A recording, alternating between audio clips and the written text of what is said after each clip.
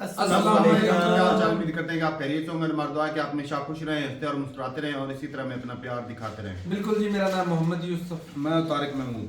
मैं उमैद इम्तियाज। आज हम जिस वीडियो पे रिएक्शन देने जा रहे हैं, इस वीडियो का टाइटल है Trump leak France private message.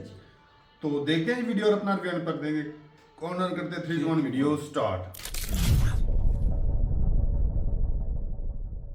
नमस्कार, वेलकम टू करियर 247। मैं हूं प्रशांत धवन। नाउ पिछले कई महीनों में हमने देखा है कि पीएम मोदी डोनाल्ड ट्रंप से जो मीटिंग है, डायरेक्ट मीटिंग, ये अवॉइड कर रहे हैं। कई लोगों ने सवाल ही पूछा कि इसका रीजन क्या है। अब जो रिसेंटली हमने देखा है कि डोनाल्ड ट्रंप ने फ्रांस के प्रेसिडेंट इमैनुअल मैक्रों के साथ किया है, इससे ये बात साफ हो जाती है कि डोनाल्ड ट्रंप इज ए बुली। और मैंने आपको बताया था आज से कई हफ्ते पहले कि ट्रंप लगातार 2 वर्ल्ड लीडर्स को टारगेट कर रहे हैं, एक पीएम मोदी, दूसरे इमैनुअल मैक्रों। ना यहां पे आप देख पाओगे हाल ही में एक बड़ा इशू ये आया कि इमैनुअल मैक्रों ने एक प्राइवेट टेक्स्ट मैसेज भेजा डोनाल्ड ट्रंप को उनके पर्सनल फोन पर। ट्रंप ने उस पूरे मैसेज का स्क्रीनशॉट करके दुनिया के सामने शेयर कर दिया कि देखो फ्रांस के प्रेसिडेंट मुझको क्या कह रहे हैं। और इमैनुअल मैक्रों ऑब्वियसली ये सब देखकर बहुत दुखी थे, काफी शॉक्ड भी थे कि उनके टेक्स्ट मैसेजेस लिटरली ट्रंप ने लीक कर दिए। और मैक्रों ने इसके रिस्पॉन्स में सिंपली ये कहा है कि we prefer respect to bullies, कि हम एक बार को रिस्पेक्ट चूज करेंगे कि लोग हमारा आदर करें, रिस्पेक्टफुल तरीके से बात करें। ये जो बुली करने का तरीका है डोनाल्ड ट्रंप का कि बस अपनी पावर से उसको डराओ धमकाओ, ये गलत है। कोई भी देश इसको एक्सेप्ट नहीं करेगा। इस तरीके से वर्ल्ड लीडर्स की जो टेक्स्ट है ये लीक कर देना, बातें शेयर करना, अजीबोगरीब एआई इमेजेस शेयर करना जिसमें अपने कंट्री का मैप आप बहुत जरा बड़ा हुआ दिखाते हैं। फॉर एग्जांपल अगर मैं आपको दिखाऊं, ट्रंप ने रिसेंटली अपने social media platform truth social पर यह पोस्ट शेयर करी थी। इसमें ट्रंप बैठे हैं, सामने जो यूरोपियन लीडर्स हैं इनको बिठा रखा है, पीछे यूएसए का मैप देखिए, कनाडा यूएसए ने कब्जा रखा है, ग्रीनलैंड यूएसए ने कब्जा रखा है, इवन वेनेजुएला पे भी आप अगर देखो तो यूएसए का कब्जा आपको मिलेगा। एक बार को लोग कहते रहे तो मजाक है, बट ट्रंप ने जो वेनेजुएला में अब कर दिया है, प्रेसिडेंट को सीधा उठाकर जेल में डाल दिया और ये ओपनली वार्निंग दे रहे हैं कि ग्रीनलैंड के इशू को लेकर मैं पीछे नहीं हटूंगा, ग्रीनलैंड को हम कब्जा कर रखेंगे। अब ये सब मजाक नहीं है। और ये बात मैं पहले भी कह रहा था, कई लोगों ने इनिशियली कहा कि ये ट्रंप का बस ह्यूमर है, ये जोक करते। नहीं, I mean this guy he literally believes कि यूएसए का मैप इस तरीके से ये कर देंगे आने वाले कुछ समय में। और इस पोस्ट से पहले आप देखोगे डोनाल्ड ट्रंप ने ये इस तरीके से इमैनुअल मैक्रों का जो ये टेक्स्ट है ये लीक कर दिया था। यहां पे मैक्रों कह रहे हैं कि माय फ्रेंड, अब देखो यूएसए और फ्रांस के बीच में इशू क्या है। डोनाल्ड ट्रंप चाहते हैं कि ग्रीनलैंड को यूएस कब्जा ले, ग्रीनलैंड यूएसए का पार्ट बन जाए। फ्रांस ने अपनी मिलिट्री उतार दी है ग्रीनलैंड में। इस पर मैं एक शॉर्ट बना चुका हूं, आपको वीडियो में बताया था कि फ्रेंच मिलिट्री आज के समय ग्रीनलैंड की रक्षा कर रही है। इस बात को लेकर ऑब्वियसली डोनाल्ड ट्रंप काफी गुस्सा हैं। उसके अलावा जैसे मैंने आपको बताया था, फ्रांस ये भी कह चुका है कि हम ब्रिक्स के साथ कॉपरेशन अपनी बढ़ाएंगे। भारत अकेला देश है जो G7 और ब्रिक्स की कॉपरेशन बढ़ा सकता है। तो बेसिकली जो भी वर्ल्ड लीडर एक इंडिपेंडेंट फॉरेन पॉलिसी को चेस कर रहा है, चाहे वो पीएम मोदी हो या फिर फ्रांस के president Emmanuel Macron, Donald Trump उनको टारगेट कर रहे हैं कि या तो हमारे अगेंस्ट हो जाओ या फिर मेरे सामने झुको, बिल्कुल जो यूएस की फॉरेन पॉलिसी है उसके हिसाब से एक्शन लो। और इधर आप देखोगे मैक्रों ने बहुत ही एक जेंटलमैन तरीके से ये लिखा कि मेरे दोस्त, हम लोग सीरिया के इशू को लेकर एग्री करते हैं, हम लोग बहुत सारी बड़ी चीजें कर सकते हैं ईरान के इशू को लेकर, मगर मुझे समझ नहीं आता कि आप ग्रीनलैंड को लेकर क्या कर रहे हैं। चलिए हम मिलकर कुछ बड़ा करते हैं। मैं एक G7 कंट्रीज की मीटिंग रखवाता हूं पेरिस में, आप आइए। मैं यूक्रेनियंस को बुलाऊंगा, डेन्स को बुलाऊंगा, जो डेनमार्क के लोग हैं, डेनिश लोग कहते हैं उनको। डेनमार्क ही आपको पता होगा कस्टोडियन है ग्रीनलैंड का। कहते हैं सीरियंस और रशियंस को भी बुलाऊंगा। हम लोग आपस में बैठकर डिनर करते हैं, डिस्कस करते हैं और फिर आप वापस यूएसए में जाइएगा। ट्रंप ने साफ साफ कह दिया मैं ना जाता इमैनुअल मैक्रों से मिलने के लिए, और ये तक कह दिया कि इमैनुअल मैक्रों से मैं बात करके करूंगा क्या, उसके कुछ ही दिन बचे हैं, बहुत ही जल्द कुर्सी से हटा दिया जाएगा इमैनुअल मैक्रों। ना इस वीडियो में आप देखोगे एक रिपोर्टर ट्रंप को बताएगा कि इमैनुअल मैक्रों ये भी कह चुके हैं कि ये आपके बोर्ड ऑफ पीस का पार्ट नहीं बनना चाहते। ट्रंप ने कहा कि अच्छा, मैक्रों ने ऐसा बोला है, उसे कोई चाहता भी नहीं है, बहुत ही जल्द उसको कुर्सी से हटा दिया जाएगा और मैं फ्रांस पर 200% टैरिफ भी लगा दूंगा उनकी वाइन्स और शैंपेन्स पर। do you have any response to President Macron saying he will not join the support of peace? Oh, did he say that? Well, Yeah. nobody wants him because he's going to be out of office very soon. So, that's all right. What I'll do is if they feel like Costo, I'll put a 200% tariff on his wines and champagnes, and he'll join. But he doesn't have to join. If he ना ये अपने आप में बहुत ज़्यादा अजीब सी statement है US president Trump की, क्योंकि यूएस का एक इतिहास रहा है, काफ़ी बार ये रिजीम चेंज करवाते हैं और काफ़ी देशों की सरकार बदल रखी है इन लोगों ने। इनके प्रेसिडेंट जब कहते हैं कि he is going to be out of office soon, इसका मतलब क्या है? क्योंकि अभी हम 2026 की शुरुआत में हैं। मैं आपको ये बता दूं, इमैनुअल मैक्रोन ये सेकंड टर्म अपनी कंप्लीट कर रहे हैं इस वक्त as the president of France. इनकी टर्म शुरू हुई थी 2022 में और अभी आराम से अप्रैल 2027 तक, मतलब 1 साल से भी ज़्यादा इनकी टर्म बची है। तो ट्रम्प का यहाँ पे क्या मतलब है कि इससे पहले ही ये इमैनुअल मैक्रोन को रिमूव करवा देंगे या फिर कुछ ये बड़ा चेंज करेंगे? We don't know about that, but obviously France के लोग काफ़ी शॉक्ड हैं ये देखकर कि किसी और देश का प्रेसिडेंट ये कह रहा है कि तुम्हारे देश का प्रेसिडेंट लंबे समय तक पावर में नहीं रहेगा। और मैंने हमेशा ये बोला आपको, कोई चीज़ जेन्युइनली समझनी है ना अगर, तो खुद पे अप्लाई करके देखो। हमारे देश को कोई अगर बोले कि तुम्हारे देश का पीएम वैसे भी कुछ समय में बदलने वाला है, हमें कैसा लगेगा? किसी भी देश के नागरिकों को बहुत अजीब सा लगेगा। सो जो ये स्टेटमेंट्स आ रही है ट्रम्प की तरफ से, ये क्लियरली एक चीज़ दिखा रही है कि परहैप्स ह्यूमन हिस्ट्री में जो कुछ चुनिंदा वर्ल्ड लीडर्स हुए हैं जो पावर के नशे में 7वें आसमान पर चले गए थे, जो लिटरली यही मानते हैं कि मैं तो इंसान हुई नहीं, बस मैं कुछ भी कर सकता हूं, सब लोग मेरे आगे झुकेंगे। ट्रम्प अब उस श्रेणी में जा चुके हैं। I repeat, USA great country है। यूएसए में कई इंडियंस जाकर काम कर चुके हैं और काफ़ी सारा आप क्या कह लीजिए इन्फ्लुएंस भी यूएसए से इंडिया में आया है। बट अभी के लिए जो यहाँ पर ये लीडर है ना, ये अपनी ईगो के चक्कर में बस अलग ही लेवल पर पहुंच चुके हैं। और आप मुझसे ये सवाल पूछ सकते हैं कि यही आदमी अपनी फर्स्ट टर्म में कंप्लीटली डिफरेंट था। ही वॉज फन, काफ़ी हद तक दुनिया को इन्होंने फ़ायदा पहुंचाया।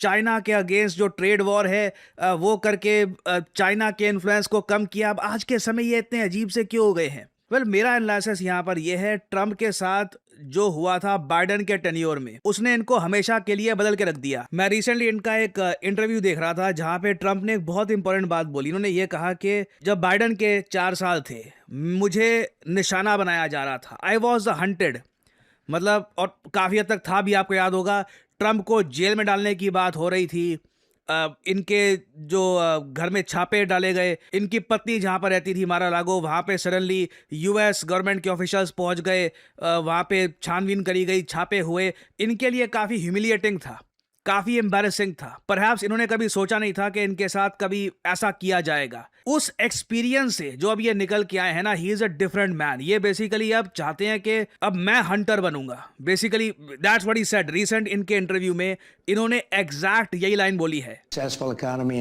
in the history of our country, and the first term was great, but it was corrupted by fake, but the fake news, the fake politicians, everything, Russia, the hoax of the century, all of the different things, and in a way I was the hunted, and now I'm more of the hunter, I must tell you. ये मानसिकता है इस वक्त। I was the hunted, पहली term अच्छी थी, उसके बाद मुझे टारगेट किया गया और लिटरली टारगेट, मैं क्या बोलूँ, गोली चलाई गई, इनको मारने की कोशिश करी गई। ये सब लाइफ चेंजिंग एक्सपीरियंसेस होते हैं एक आदमी के लिए। और अब ये लिटरली खुद को देख रहे हैं, now I am the Hunter, अब मैं, मेरे सामने जो भी आएगा मैं सबको झुकाऊंगा। परहैप्स ये इनके दिमाग में इस वक्त चल रहा होगा, ये इनकी एक मानसिकता है। बट इससे यूएस की फॉरेन पॉलिसी को लॉन्ग टर्म में ये मैसिव लॉसेस पहुंचा कर जाएंगे। और अब क्वेश्चन अब सामने ये भी आ चुका है भारत के लिए कि सिंस फ्रांस रिजेक्ट कर चुका है ट्रम्प का बोर्ड ऑफ पीस, तो भारत क्या करेगा? क्या हमें इसको ज्वाइन कर लेना चाहिए? क्योंकि अगेन यहाँ पे डिफरेंट इसके मीनिंग हो सकते हैं। फ्रांस ऑब्वियसली इसको ज्वाइन इसलिए नहीं करना चाहेगा क्योंकि जो ये बोर्ड ऑफ पीस है, ये यूएन सिक्योरिटी काउंसिल की जो इंपॉर्टेंस है ये कम कर देता है। France being a permanent member of the UN security council, ये सब बिल्कुल नहीं चाहेंगे। भारत के लिए इसका अलग मीनिंग हो सकता है।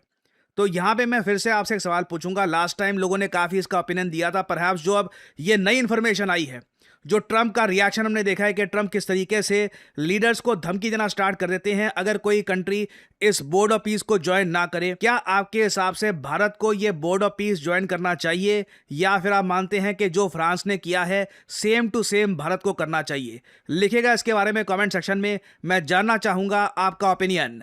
आज के समय पूरे भारत में कई लोग हैं जो करियर 247 का IBM powered data analyst course complete करके अपनी पहली जॉब स्टार्ट कर चुके हैं और हमें रोज नए नए टेस्टिमोनियल्स मिल रहे हैं और आने वाले समय में आप देखोगे ऐसे टेस्टिमोनियल्स और भी आते रहेंगे। Hi, I am Shalraj. I am from Hazaribagh, Jharkhand. I recently got placed in College Dunya, surely just because of Career 247. मैंने Career 247 के Data Analytics कोर्स को ज्वाइन किया था, which is in collaboration with IBM. ये पूरा course अलग अलग modules में डिवाइडेड है।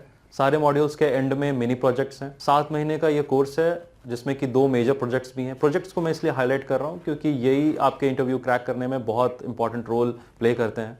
And he is absolutely right. Career 247 का डेटा एनालिटिक्स कोर्स पॉपुलैरिटी इसलिए गेन कर रहा है क्योंकि नंबर 1 लाइव क्लासेस यहाँ पे आपको मिलती है। कोई ऐसा नहीं है कि प्री रिकॉर्डेड लेक्चर दे दिए देखते रहो, लाइव क्लासेस मिलेगी और साथ ही साथ आप 2 लाइव प्रोजेक्ट्स पे काम भी करेंगे जिससे आपको जेन्युइनली समझ में आएगा कि एक डेटा एनालिस्ट करता क्या है, जॉब में डिमांड क्या होती है, और वही एक्सपीरियंस आप जब लेके जाओगे इंटरव्यू में तो रिक्रूटर समझ जाएगा कि आप एक जेन्युइन कोर्स कंप्लीट करके आए हैं। और ऑब्वियसली जो सर्टिफिकेट आपको देगा करियर 247, वहां पे आपको IBM और करियर 247 दोनों के लोगो मिलेंगे। That dramatically improves your first impression.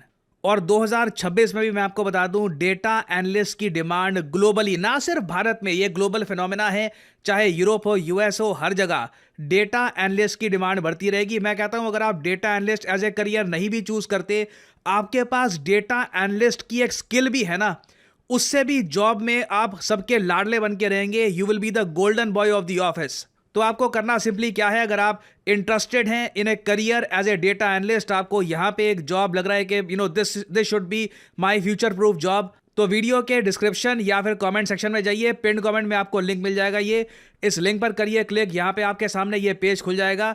यहाँ पे अपने जो डिटेल्स है डालिए, नाम, ईमेल आईडी, नंबर और ऑफ कोर्स कोड डालिएगा PD10, ताकि आपको डिस्काउंटेड रेट पर ये कोड ऑफर किया जाए। करियर 247 की तरफ से काउंसलर आपको कॉल करेंगे, आप बात कर सकते हैं। यू कैन डिस्कस आपके करियर के क्या प्रोस्पेक्ट्स हैं, आप क्या देख रहे हैं, आप इस कोर्स से क्या चाहते हैं, और आप अपनी जर्नी स्टार्ट कर सकते हैं in the field of data analytics with career 247। Remember to use the code PD10 to get the discounted price in the course. और इसी नोट के साथ यह है वीडियो का अंत। Thank you for listening and I always say, may the gods watch over you. Video खत्म हो गई, बड़ी इंटरेस्टिंग थी वीडियो। वैसे कोई भी रिलेशन हो ना, चाहे इंटरनेशनल रिलेशन हो या कोई 2 बंदों या 2 दोस्तों के दरमियान कोई भी रिलेशन हो, उसमें जो प्राइवेसी है ना बड़ी इंपॉर्टेंस रखती है। अगर आपके जो कोई प्राइवेट बात या जो महफिल की बात जो वो बंदा जो दूसरों को दिखाना शुरू कर दे, तो वो बंदा जो है ना वो अपना भरोसा खो बैठता है। तो जो डोनाल्ड ट्रंप है वो भाई ऑलरेडी जो है वो यूरोपियन यूनियन का भरोसा तो खो बैठा है। और जो जिस तरह ये लीक कर रहे हैं, हाल ही में आपने देखा होगा कि भाई जो है एक पुतिन की और जो बुश की थे शायद मेरे ख्याल में, पुरानी एक कॉल रिकॉर्ड थी, उन्होंने वो शाया कर दी। तो ये जो है ना एक किस्म का ना ब्लैकमेल करने का तरीकाकार होता है इनका। USA के पास भाई सब सबूत सारे होते हैं। जब किसी लीडर को धमकाना हो या बुली करना या उसको भाई साहब अपने हिसाब से चलाना हो, तो भाई वो उसके जो है ना उसको ब्लैकमेल करना शुरू कर देते हैं। तो ये इनका पुराना टैक्टिक है भाई। तो जो जिस तरह का, लेकिन ये भाई जिस तरह डोनाल्ड ट्रंप कर रहा है, एक तो भाई मुंह फट बहुत है डोनाल्ड ट्रंप, जो ऐसे ही बात कर देता है। और दूसरे नंबर ये कि भाई एक तो वो अपना जो उसके जो बहुत गहरे अलाई थे उनके साथ वो इस तरह कर रहा था, फिर दूसरों बंदों के साथ वो क्या कुछ कर सकता है। फ्रांस जो यूरोपियन यूनियन का भाई दिग्गज कंट्री है, तगड़ा है, न्यूक्लियर पावर कंट्री है यूरोप में, यूरोपियन यूनियन में, तो उसके साथ अगर वो इस तरह कर रहा है तो भाई वो मैं कहता हूँ बहुत बड़ी गलती कर रहा है। अगर फ्रांस ही इसको सीधा हो जाए तो फ्रांस इतना भी कमजोर नहीं कि भाई सब US आए और ऐसे ही पेल के चला जाए, इतना आसान भी नहीं है। अब ये देखिए ना कि ट्रम्प की ये स्टेटमेंट थी कि यूरोप जो कुछ मर्जी कर ले, मैंने हर हाल में ग्रीनलैंड को कब्जाना है। जिस तरह की भी ऑफरें जो सब पैसों की दे रहा है, और मैं उसकी बात वो पे पूरी हैरान हूं। दुनिया को कुछ नहीं समझ रहा, और तारक भाई कह रहे हैं कि फ्रांस, वो कह रहा है कि फ्रांस के प्रेसिडेंट के दिन गिने जा चुके हैं, यानी कि अंदर खाते वो उसके यहाँ खिलाफ का काम भी regime शुरू हो change करा चुका है। देगा, बात खत्म। आप खुद तो कहते हैं वो करवा सकता है, करवा सकते भी, इतने गद्दार थोड़े अपोजिशन वाले मुंह उठा के बैठे हैं। उसने ये मुंह फट में बात नहीं की। और जर्नैल चाह रहे हो उसके खिलाफ उठ जाए, हाँ, तो फिर उनके पास भाई कई पत्ते होते हैं, ऐसा नहीं भी एक आधा पत्ता है। यूसुफ भाई अब जो जो किस कंट्री के इम्पोर्टेंट बड़े लीडर होते हैं ना जी, वो उनको भाई साहब सारा काला चिट्ठा उनके पास होता है जी। अब ये देखे ना कि वो जो फ्रांस के प्रेसिडेंट के बारे में कह रहे हैं कि उनके दिन गिने जा चुके हैं, स्विट्जरलैंड में कॉन्फ्रेंस है, वहां जाके, इसका मतलब वो उसके खिलाफ इन्होंने काम करना शुरू कर दिया है। शुरू नहीं, वो करके बैठे हैं, बस कोई ना कोई वो मौका पता है मिलेगा। उसके मुंह से ये अल्फाज कब निकलते हैं, जब उसको दिख रहा होता है कि मैं ये काम कर चुका हूँ, अब दुनिया को बता दूं। क्योंकि उस फ्रांस समय पहली वो अपने कंट्री मुंह थी से जिसने ऐसे सबसे पहले इसे ना की थी, वो जो गजा के लिए अमन मुआहदा था। फ्रांस ने फौरन ही इसको रिप्लाई किया था, हम इस मुआहदे में शामिल नहीं होंगे। देखिए ना, एक गजा के लिए ना वो एक जिस तरह यूएन सिक्योरिटी हाँ, जैसे इस तरह ये भी इसमें $1 बिलियन देना है। जी हाँ जी, अब वही ग्रुप। वो देखिए वो कितना अमेरिका को पैसा आएगा। तो आएगा तो उसकी प्लानिंग है भाई, उसके पीछे ये जो जिस तरीके से दुनिया देख रही है ना, इस तरीके से वो नहीं देख रहे हैं। ऐसे ही पैसे पूसों की तो बात ही नहीं है, वो भाई साहब यूएनओ को खत्म करना चाहते हैं, और सारी पावर ऑल इन ऑल जो है वो ट्रम्प साहब जो है चेयरमैन, तो वो खुद बनेंगे। कल मैंने यही बात उसमें भी एक वीडियो मंजूर में की होनी की है, है, सही। मेंबर चाहे जो भी हो, वो मैंने- क्या साइन करें या ना करें, मैंने कोई कल फर्क नहीं इस पड़ता। एक वीडियो में ये बात की तो तारक भाई ने बोला नहीं भाई ऐसे नहीं हो सकता, आप दिखा। मैंने बोला था कि मैंने इनकी स्टेटमेंट सुनी है कि वो कहते हैं कि यूएन एक फारिग इदारा, उसे खत्म करके एक नया इदारा बनना चाहिए। तो मुझे लगता है ये उसी के पीछे भागा हुआ है। फारिग इदारा इतने साल चला है तो उसको भाई साहब आपने खराब किया किया। उसने क्या है, उसने- इतने साल चला है, इंसानियत की भलाई के लिए बताओ उसने कौन सा काम किया। वो तो ताकतवर के साथ खड़ा तो भाई रहता है। मसला है कश्मीर, कितने सालों 80 साल गुजरने के करीब वो है। तो यूएन से निकाल दिया गया वो था। तो निकल दूर है गया। ना, वो अच्छा तो उसके दूर अलावा है। कौन जो से recent कोई फलस्तीन का एक देख लीजिए। मिसाल दे दो भाई, ये मसला उसने हल किया। बाकी भाई कोई एक किया। और जो वीटो पावर का जो सिस्टम रखा हुआ है कि जो ताकतवर कंट्री, अगर कोई बंदा किसी कंट्री के खिलाफ जो है वो वीटो वो लेकर आता है कोई रेजोल्यूशन, तो वो वीटो वाले भाई साहब उसको रिजेक्ट कर देते हैं। अमेरिका भाई इजराइल के साथ खड़ा है, बताएं। तो वो वीटो पावर का इस्तेमाल करके उसको अलहदा कर भाई देते हैं। मुझे तो ये लगता है अमेरिका का किसी को यही blacklist प्लान है करना कि हो। मैं पूरी दुनिया पे इस तरह के ग्रुप्स या इस तरह की चीजें बनाऊं कि हर तरह से काबिज हो जाऊं कि कल को मुझे कोई आंख तक ना दिखाए। तो भाई सिंपल सी बात है कि भाई डोनाल्ड ट्रंप जो है ना भाई वो और ज्यादा डैमेज कर रहा है, और अमेरिका जो है ना ये यूरोपियन यूनियन को भाई इकट्ठा होकर ना ब्रिक्स ज्वाइन करें ताकि डोनाल्ड ट्रंप को भी पता लगे। वो होता है ना कि अगर किसी एक अकेला फ्रांस पेला जाएगा, नहीं, यूरोपियन यूनियन को साथ देना ही है, सारा मिलके ही होना इकट्ठा। यूके ये आए अच्छा, चाइना के ब्रिक्स, साथ आपको मिले। क्या लगता है, मेरा ये सवाल है कि यूरोपीय यूनियन हो, China, Iran, Russia, India, Brazil, अगर ये ब्रिक्स के मेंबर सारे बनते हैं, ये ब्रिक्स को ये आगे लेके चलते हैं, तो फिर आप फिर क्या रह लगता कि है? पीछे रह क्या जाए भाई साहब, डॉलर डॉलर गया की फिर तो बात है। इसकी ताकत तो फिर पादा पादा होगी ना। हाँ तो जी। हो जाए डॉलर सही। खत्म तो भाई लेकिन वो ऐसा होने नहीं देगा, वो बापू है सारी दुनिया का, वो बिल्कुल ऐसा नहीं होने देगा भाई साहब। 100 साल तो नहीं जाने वाला अमेरिका। जी कभी ये साथ चाहे ब्रिक्स बना भी लेना 100 साल दुनिया तक में तो जंगें ये छिड़ सुपर पावर वो है ही। जाएंगी, इसमें सारा कोई- सारा निजाम धर्म ये चाइना इकोनॉमिकली जिस हिसाब से ग्रो कर गया है या टेक्नोलॉजी वाइज, लेकिन इसको भी भाई साहब सुपर पावर बने, जितना उसने मिलिट्री पे खर्चा कर दिया ना अमेरिका ने, वहां तक पहुंचने में कई सालों सदियां लगी। मैं ना लगनी है, लगनी मैं है। आज एक सोशल मीडिया पे पोस्ट देख रहा था तो ईमान से यूसुफ पे मेरी हंसी निकल गई। 13,000 प्लस उनके पास ना फाइटर जेट हैं, तो डेनमार्क के पास सिर्फ 37 थे। उसको उनका यूरोप पूरा भी इकट्ठा कर लो ना, मैं हकीकत बता रहा हूँ, उनका कंपैरिजन ही नहीं बनता अमेरिका के ऐसे ही साथ। है। यूसुफ ऐसे भाई ही है। हाँ जी। 3300 फाइटर जेट है चाइना के पास, तो 13,000 प्लस इंडिया है। इंडिया दुनिया की चौथी बड़ी फौज नहीं। हाँ जी, इंडिया के अभी 80 बिलियन है, तकरीबन 80-85 बिलियन। हाँ जी। डिफेंस बजट अमेरिका का 1 ट्रिलियन से ऊपर है और कहता है भाई 1.5 ट्रिलियन तक करना है। वो कर रहा है, हैं? वो लगा हुआ है इसमें। जिसकी जो है वो 1.5 ट्रिलियन होनी है भाई, अंदाजा लगा लो कि इंडिया से 20 गुना ज्यादा, 30 गुना उसके पास क्या कुछ नहीं होना। इंडिया चौथे नंबर पे, तो चौथे नंबर वाले से 20-30 गुना जो है वो ज्यादा कर रहा है खर्चा। तो तारिक भाई इसके पास क्या कुछ नहीं होना, इमेजिन करें। अमेरिका को रोकने का एक वक्त था, वो वक्त था, वो गुजर गया, अब वो रुकने वाला नहीं रुकेगा, अब अभी वो रुकने वाला नहीं। चलो जी, रुकना किसने है, लेकिन ये कि भाई ये जब ना खराबी वो पता ग्रेटर क्या, इजराइल भी बनाएंगे, अब तो ग्रेटर यूएस से बन रहा है। सिंपल सी बात है भाई, अब तो ग्रेटर यूएस, इजराइल बने या ना बने, यूएस तो पक्का बन गया। बन गया है, ग्रीनलैंड भी उसका, कनाडा भी भी उसका, ये वेनेजुएला उसका। यूरोपियन यूनियन फिर जो है उसके नीचे दुम हिलाएंगे जी ऐसे ही। चलें जी भाई, अपनी राय जरूर बताइएगा कमेंट सेक्शन में। भाई बताइएगा क्या अमेरिका जो है कम से कम कितने साल तक सुपर पावर रहेगा। ये चाइना ग्रोथ बहुत तेजी से कर रहा है, लेकिन भाई जितना वो आगे निकल गया ना, उस तक पहुंचने में भी मैं कहता हूँ अभी तक ना 100 साल लगना है मिलिट्री यार, वाइज। मुझे नहीं लगता, क्योंकि मुझे लगता है उसके इससे पास भी ज्यादा। ऐसे ऐसे हथियार है ना, मैं जो वेनेजुएला में हुआ कहीं, जो उनके वेनेजुएला के जो फौजी है ना जी, वो कह रहे थे ऐसा हथियार इस्तेमाल किए गए हैं भाई साहब कि वो बिल्कुल सुनाई देना बंद, आंखें, वो इस तरह का सिस्टम हो गया। माउफ नहीं बंदा जैसे हो जाता है, धुंध में समझ हाँ, नहीं आ रही कहाँ हाँ पे जी, है तो इस क्या तरह हो के रहा है। हथियार तो भाई अमेरिका हथियारों में बहुत आगे है, बहुत है। जहाँ तक हमारी भाई अभी तक सोच नहीं जाती।